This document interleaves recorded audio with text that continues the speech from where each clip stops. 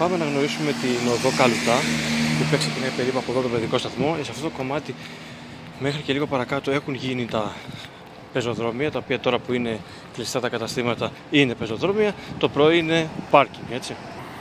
Λίγα ακόμα μέτρα πεζοδρομίων, που ακόμα και με κλειστά καταστήματα βλέπουμε εδώ ότι έχουμε την κατάληψη του από ένα αυτοκίνητο.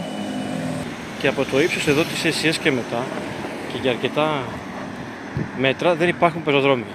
Άρα κάποιος που θέλει να πάει προς το νοσοκομείο θα περάσει από ειδική εκπαίδευση, η οποία είναι αυτή εδώ. Τη βλέπετε. Αυτό βέβαια αφορά μόνο όσους ανθρώπους έχουν τις εκπαιδεύσεις αυτές, διότι μια μητέρα με ένα καροτσάκι ή ένας άνθρωπος με κάποια αναπηρία δεν μπορεί να περάσει από αυτά εδώ. Αυτά είναι. Αυτή είναι η οδός.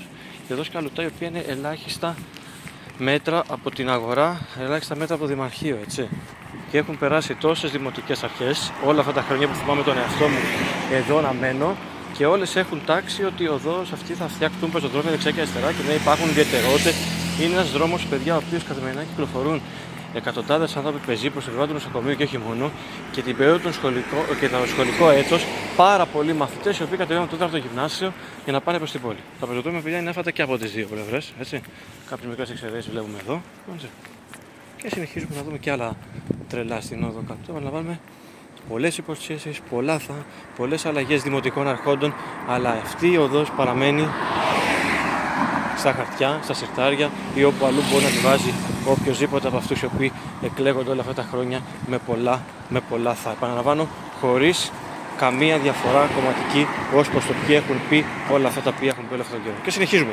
Για να περάσει κάποιος από το δρόμο που είναι στο γεφυράκι, πραγματικά πρέπει να είναι ήρωας. Αν δεν τον χτυπήσει κάποιος, δεν υπάρχει τίποτα για να το προστατεύσει από το οτιδήποτε.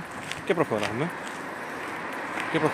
Βέβαια, στο σημείο αυτό να πούμε ότι όσοι από τους κατοίκους ακόμα ασχολούνται με το κομμάτι της οδού Καλουτά, το μόνο πράγμα που ακούνε μονίμως είναι ότι υπάρχει ανάπλαση, ότι υπάρχει μελέτη, ότι θα γίνουν παρεμβάσεις, ότι υπάρχει ιδιαιτερότητα στην Καλουτά και όλα αυτά τα οποία ακούμε όλα αυτά τα χρόνια. Και συνεχίζουμε. Οδός Καλουτά, πεζοδρόμια άφαντα, δεξιά και αριστερά δεν υπάρχει πεζοδρόμιο.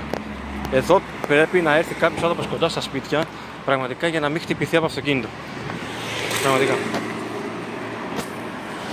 Πεζοδρόμια υπάρχουν σε λίγα μέτρα και αυτά χωρίς κανένα προστατευτικό βέβαια και κλείδωμα ή οτιδήποτε άλλο, και ειδικά πάνω στις στροφές. Εδώ περίπου στο ύψος του κλαμπ του Ολυμπιακού ξεκινάνε κάποια πεζοδρόμια, τα οποία βέβαια δεν είναι αυτοκαταστροφή πριν από πάρα πολλά χρόνια, και αυτά σε πολλά σημεία χρειάζονται σε κάποιες συζητήσεις, αλλά τουλάχιστον υπάρχουν κάποια πεζοδρόμια.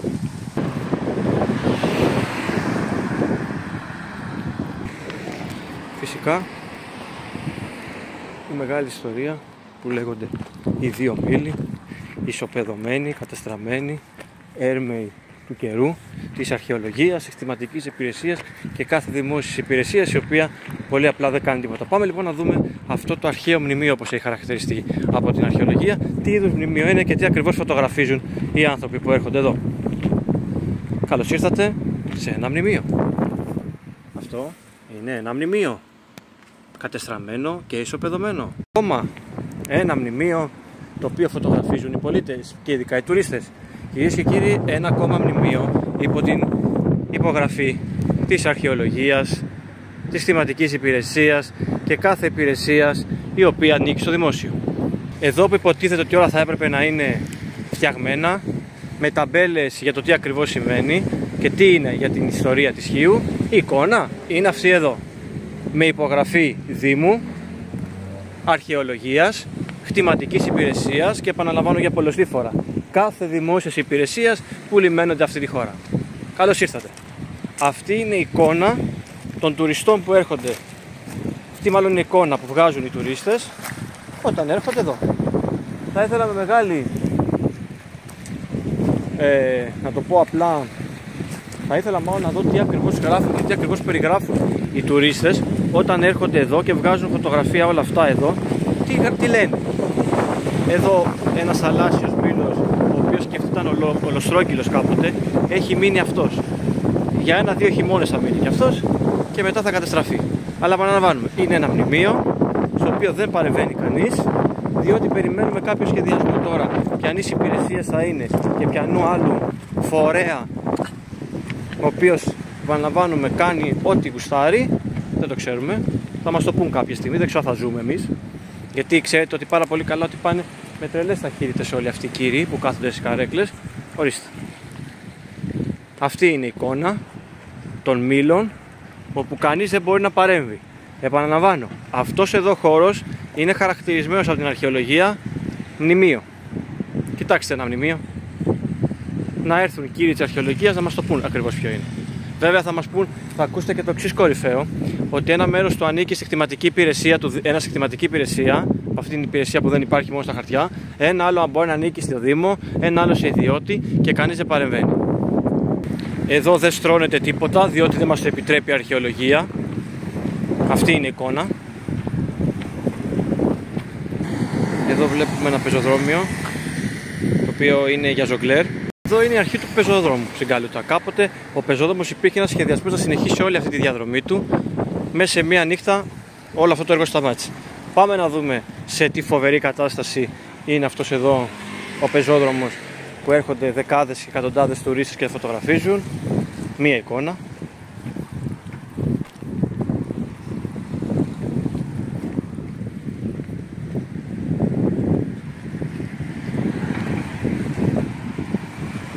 Έρμεο φυσικά των καιρικών συνθηκών, έτσι, πλήρως δεδομένο αυτό. Να είναι καλά οι άνθρωποι κάτοικοι που μένουν εδώ απέναντι, που έρχονται τα καλοκαίρια και κάθονται εδώ να απολαύσουν το καφέ τους και κάπως το συντηρούν όσο μπορούν και οι άνθρωποι αυτοί, από την ανικανότητα και την ανυπαξία όλων των δημοτικών αρχών, όπως το έχουμε πει για πάρα πολλές φορές. Βέβαια το αποκορύφωμα αυτού που θα δείτε είναι η μήλη, έτσι, σε λίγο. Εδώ συνεχίζουμε γιατί πήγε και κόσμο. Εδώ τα φυτά έχουν αρχίσει να κάνουν την επανάστασή τους. Σε λίγο το παγκάκι δεν υπάρχει. Εδώ είναι μια παραλία όπου κάποιοι άνθρωποι τα καλοκαίρια κάνουν μπάνιο. Έτσι. Πάει λέγοντας. Εδώ κάποτε υπήρχαν τραπεζάκια από τα καταστήματα. Τα τραπεζάκια αυτά μέσα σε μία νύχτα ξυλώθηκαν γιατί δεν αφήνει η αρχαιολογία, η κτηματική υπηρεσία, δεν υπάρχει παναχάραξη γυαλού και όλες αυτές τις μπουρδες που ακούμε κατά διαστήματα από όλες αυτές τις υπηρεσίες που κάνουν κουμάντο. Εδώ η έλλειψη κάδου βοήθησε κάποιους να κάνουν μια κούτα με παπούτσια για σκουπίδια. Τέλεια. Κάποτε εδώ υπήρχαν τραπεζάκια και ζωή από τα καταστήματα. Αυτό έχει σταματήσει να γίνεται γιατί υπάρχουν θεματάκια κτηματικά, αρχαιολογικά και πάσης φύσεως. Και η εικόνα που αντικρίζει κάποιος που έρχεται είναι αυτή. Κατεβαίνουμε τα σκαλοπάτια και συνεχίζουμε. Εδώ η διακόσμηση είναι τρισδιάστατη και καινούρια. Ωραία. Και συνεχίζουμε. Πάμε να δούμε τους μήλους, αυτό το αξιοθέατο της Χίου, το οποίο σε λίγα χρόνια δεν θα υπάρχει, αν δεν παρεύουν κάποιοι που δεν θα παρεύουν, γιατί στη Χίο ζούμε και στην Ελλάδα, που αν δεν συμβεί κάτι δεν παρεβαίνουμε. Εδώ είναι των εφέδρων αξιωματικών και οι άνθρωποι το έχουν όσο γίνεται. Καλώς ήρθατε στον πρώτο μήλο παγκοσμίως, ο οποίος μάλλον κολυμπάει από μόνος του. Αυτή είναι η εικόνα του τέταρτου μήλου, ο οποίος έχει αρχίσει πραγματικά γύρω-γύρω και είναι αυτός εδώ. Δεν υπάρχει μήλος, γιατί τώρα επειδή δεν έχει πολύ άρα είμαστε τυχεροί και φτάνουμε. Αυτή είναι η εικόνα του τέταρτου μήλου. Ένα με τη θάλασσα, κοιτάξτε εδώ. Κοιτάξτε τι ακριβώς, που δεν είμαστε και ειδικοί, τι έχει γίνει από τον καιρό. Έχει αρχίσει και ανοίγει το τσιμέντο που είναι γύρω-γύρω. Κανείς όλα αυτά τα χρόνια που έχει συμβεί αυτό δεν ασχολείται. Πραγματικά κανείς. Αυτή είναι η εικόνα. Σε ελάχιστο καιρό δεν θα υπάρχει μήλος. Έχει αρχίσει και πραγματικά η θάλασσα το τρώει γύρω-γύρω. Δεν θα υπάρχει μήλος, δεν ασχολείται πραγματικά. Θα μας πούν για μελέτη, για στατικότητες, για αρχαιολογία, για όλα αυτά. Κανείς δεν παρεμβαίνει. Αυτή είναι η εικόνα. Αυτό είναι το αξιοθέατο που στέλνουμε σε όλη την Ελλάδα, και σε όλον τον κόσμο. Και γίνονται κάποια έργα. Ο μήλος έχει αρχίσει γύρω-γύρω και αποκτά νερά, καθώς δεν υπάρχουν ψωτευτικά τεχνολογία. Αυτή είναι η εικόνα.